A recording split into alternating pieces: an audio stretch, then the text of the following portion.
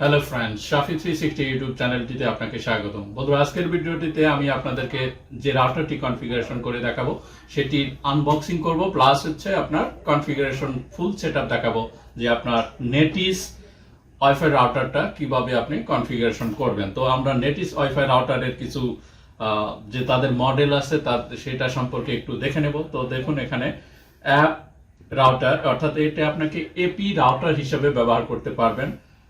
দেন হচ্ছে অর্থাৎ AP that's mean আপনার অ্যাক্সেস পয়েন্ট হিসেবে কিন্তু আপনারা এটাকে ব্যবহার করতে পারবেন। হটস্পট জোন যারা কাজ করেন তাদেরকে এই এপি রাউটারটা ব্যবহার করা খুব উত্তম হবে। তো এটা কনফিগারেশন করার জন্য আপনার অ্যাপ স্টোর আছে, অর্থাৎ এটা অ্যাপসের মাধ্যমে কিন্তু মোবাইলের মাধ্যমে কনফিগারেশনটা করতে পারবেন। তো এই রাউটারের সুযোগ সুবিধা কি, তো সেটি আমি আপনাদেরকে আস্তে আস্তে ডিটেলসই বলার চেষ্টা করব। তো চলুন এইটা আমরা আনবক্সিং করি।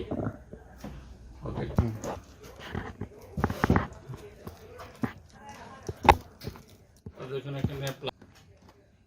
এখান থেকে এখানে আপনার রাউটারের সুযোগ সুবিধা দেখুন। এখানে WF2409e, এটা হচ্ছে 300 Mbps ওয়্যারলেস এন রাউটার। দেন এখানে আপনার পোর্টে যেগুলো আছে, আপনার পাঁচটা পোর্ট আছে। আপনার একটা কানেক্টর লাগবে এখান থেকে, অর্থাৎ ওয়ান পোর্টটা এই পোর্টে লাগাবেন, অর্থাৎ আইএসপি থেকে যে কানেকশনটা আসবে সেটা কিন্তু আপনার এই পোর্টে লাগবে। এটা একটু ডিফারেন্ট কালারের হবে, আমরা একটু ভিতরে খুলে দেখাই।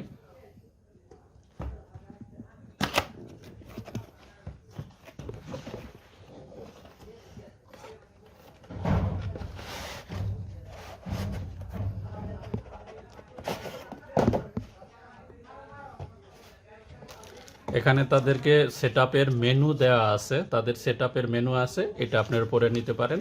তো আমরা এটা যেহেতু ডিটেলসই কনফিগারেশন করব, তো এটা পড়ার আমার দরকার নেই, তাদের মেনুটা আর কি। তো এখানে দেখুন, এটা 3 অ্যান্টেনার রাউটার, একটু খুলে দেখাই।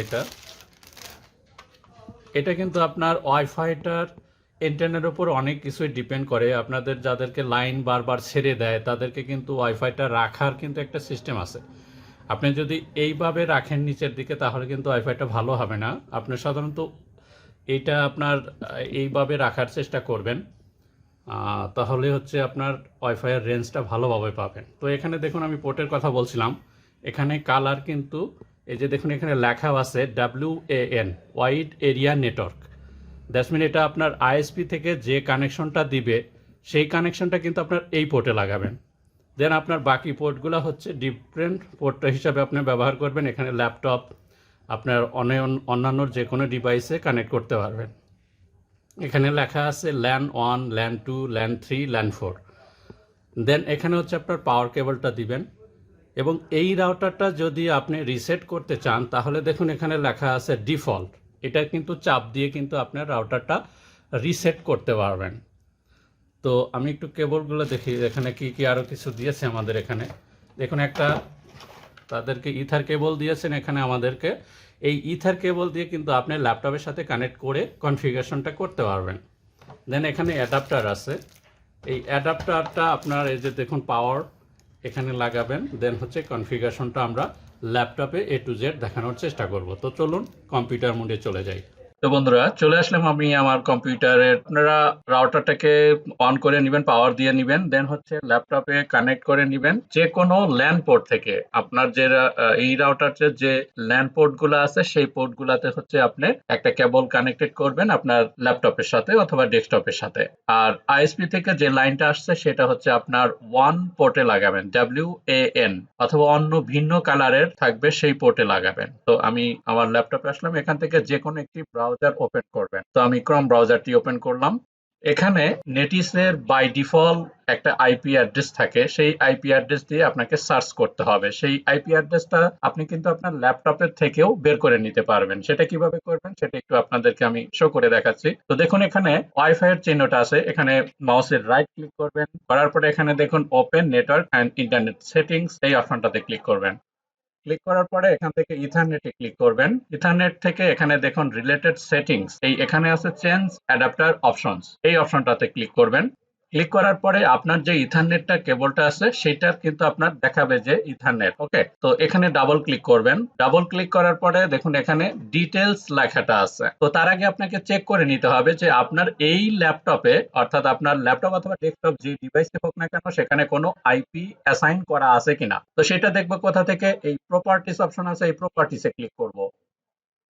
তো প্রপার্টিসেতে ক্লিক করার পরে আপনাকে এখানে ক্লিক করতে হবে internet protocol version 4 TCP oblique IPv 4, এই অপশনটাতে ডাবল ক্লিক করবেন। তো দেখুন এখানে আপনার কোনো আমার এই ল্যাপটপে কোনো আইপি অ্যাসাইন করা নেই। তো আপনার এখানে তাহলে ওকেতে ক্লিক করে আমি এখান থেকে বের হয়ে যাব। তো আবার ওকেতে ক্লিক করব। তো এখান থেকে আপনার ডিটেলসে এখন আমি ক্লিক করে দেখে নিব যে কোন আইপি অ্যাড্রেসটা পেয়েছে আমার নেটিস রাউটারে। তো এখানে ডিটেলসে ক্লিক করব। ক্লিক করার পরে দেখুন এখানে আপনাকে শো করতেছে IPv4 ডিফল্ট গেটওয়ে। এই অ্যাড্রেসটা দিয়ে আপনাকে ব্রাউজারে সার্চ করে এই নেটিস রাউটারের ভিতরে লগ ইন করতে হবে। তো এখানে আছে 192.168.1.1। এইটা হচ্ছে আপনার ডিফল্ট গেটওয়ে। আপনার রাউটারে যে আইপি থাকুক না কেন সেটা কিন্তু এখানে শো করবে। তো সেই আইপি দিয়ে আপনাকে ব্রাউজারে সার্চ করতে হবে। তো আমি এই আইপি দিয়ে ব্রাউজারে সার্চ করব। তো এখানে ব্রাউজারে আপনি সার্চ করে লিখবেন 192.168.1.1, দেন আপনি এন্টার প্রেস করবেন। দেখুন এই মডেলের রাউটারটা আমার এখানে আছে, ওয়েলকাম টু নেটিস রাউটার। তো এখানে স্টার্ট অপশন বলতেছে তারা, যেহেতু এইটা আমার একদম fresh new router, that's why এখানে এই অপশনগুলো শো করবে। তো এখানে আমি স্টার্টে ক্লিক করব।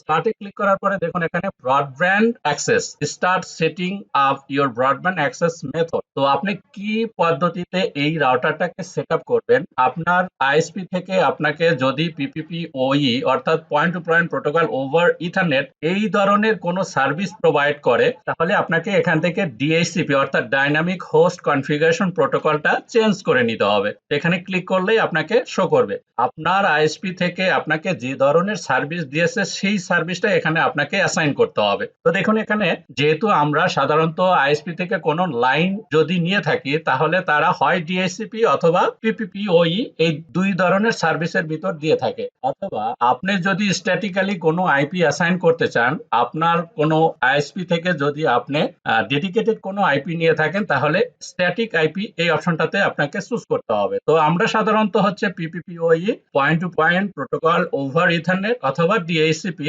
ডাইনামিক হোস্ট কনফিগারেশন প্রোটোকল এই দুইটা সার্ভিস আইএসপি থেকে নিয়ে থাকি। তো তাহলে এখানে আমি PPPoE point to point protocol over ethernet এই সার্ভিসটা আমার আইএসপি থেকে দিয়েছে। তো আমি এটা চুজ করব। তো চুজ করার পরে দেখুন এখানে কানেকশন টাইপ এখানে দিয়েছে আইএসপি ইউজার, অর্থাৎ আইএসপি থেকে কিন্তু আপনাকে একটা ইউজার এবং একটা পাসওয়ার্ড দিবে। তো সেইটা আপনাকে এখানে অ্যাসাইন করতে হবে। তাহলে আমি এখানে আইএসপি থেকে আমার যে ইউজারটা দিয়েছে সেইটা আমি এখানে ইউজ করব।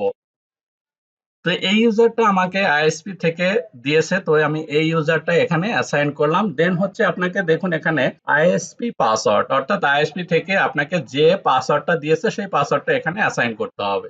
তো আমার আইএসপি থেকে যে পাসওয়ার্ডটা আমাকে দিয়েছে সেই পাসওয়ার্ডটা আমি এখানে অ্যাসাইন করলাম।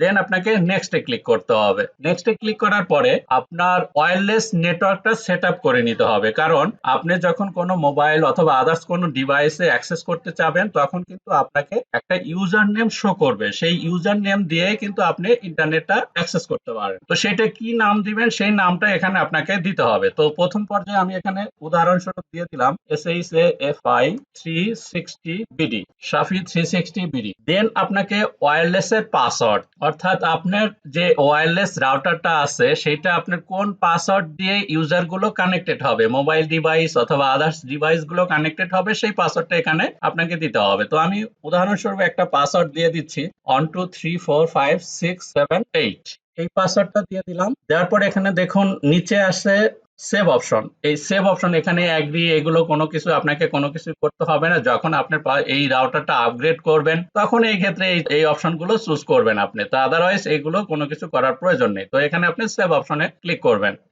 দেখুন এখানে লেখা আছে please choose whether the enable energy upgrade. তো আমি ওকেতে ক্লিক করলাম। এখানে এই এনার্জি আপগ্রেডটা হচ্ছে তারা চাচ্ছে, কারণ যেহেতু এটা নতুন একটা ডিভাইস, দ্যাটস ওয়াই এটা চুজ করতে হচ্ছে আমাকে। আমি এটা এগ্রি করে দিলাম, আপনি ডিসএগ্রি করলেও কিন্তু করতে পারবেন। দেন সেভ অপশনে ক্লিক করলাম। দেখুন আমার কিন্তু এখানে ওয়াইফাই সেটিংসটা success. Okay, wifi setting succeeded, you can search the internet freely. এখন আপনি ইন্টারনেটটা ব্যবহার করতে পারবেন। দেখুন আমার এই কনফিগারেশন করার সাথে সাথে কিন্তু ইন্টারনেটের লাইনটা পেয়ে গিয়েছে। ওকে, এখন কিন্তু আমি ইন্টারনেটে অ্যাক্সেস করতে পারবো এবং মোবাইলের যে ডিভাইস গুলো সেগুলো কিন্তু আমি এই যে ওয়াইফাই সাফি 360 বিডি দিয়ে অ্যাক্সেস করতে পারবো, অর্থাৎ ইন্টারনেটটা অ্যাক্সেস করতে পারবো আমি। এখন এখানে জাস্ট কমপ্লিটেড এই অপশনটাতে আপনি ক্লিক করবেন। তো ওকে, আমার কিন্তু এই নেটিস রাউটারটা কনফিগারেশন সম্পূর্ণ কমপ্লিটেড হয়ে গেছে। দেখুন এখানে welcome to Netis router, you can also use Netis. এই মাধ্যমে কিন্তু আপনি এই রাউটারটা ম্যানেজ করতে পারবেন। তাদের নেটিসের একটা ওয়েবসাইট আছে নিজস্ব, সেটার মাধ্যমে কিন্তু আপনারা অ্যাক্সেস করতে পারবেন। এখান থেকে আপনার অফিসিয়াল ওয়েবসাইট পাবেন, সবগুলোর মাধ্যমে কিন্তু আপনি দেখতে পারবেন। তো আশা করি বুঝতে পারলেন যে কিভাবে নেটিস রাউটার কনফিগারেশন করতে হয়। তো বন্ধুরা, আমি এখন আপনাদেরকে ইন্টারনেটটা ব্যবহার করে দেখাই, যেহেতু আমার কনফিগারেশনটা এ টু জেড যা শুধু আমি দেখালাম। এখানে দেখুন আপনার ইন্টারনেটের কানেক্টিভিটি কিন্তু অ্যাক্সেস হয়ে গেছে, ইন্টারনেট অ্যাক্সেসেস। ওকে, এখন আমি একটা ইউটিউব অথবা অন্য কোনো ডিভাইসের আপনাকে দেখাচ্ছি যে আমার ইন্টারনেটটা পেয়েছে কিনা। তো আমি ইউটিউবে যাচ্ছি। তো দেখুন আমি কিন্তু ইন্টারনেটটা অ্যাক্সেস করতে পারতেছি। তো আজকে এখন খেলা হচ্ছে বসুন্ধরা কিংস ভার্সেস নেজমে, অর্থাৎ ওই লেবাননের একটা টিমের সাথে এখন বসুন্ধরা টিম খেলতেছে। 1-0 তো পিছিয়ে আছে। তো বন্ধুরা বুঝতে পারলেন যে কিভাবে আপনারা নেটিস রাউটারটাকে কনফিগারেশন করবেন। যারা এখন আমার চ্যানেলটি সাবস্ক্রাইব করেননি তারা চ্যানেলটি সাবস্ক্রাইব করে নেবেন। তো ভালো থাকবেন, সুস্থ থাকবেন, ধন্যবাদ।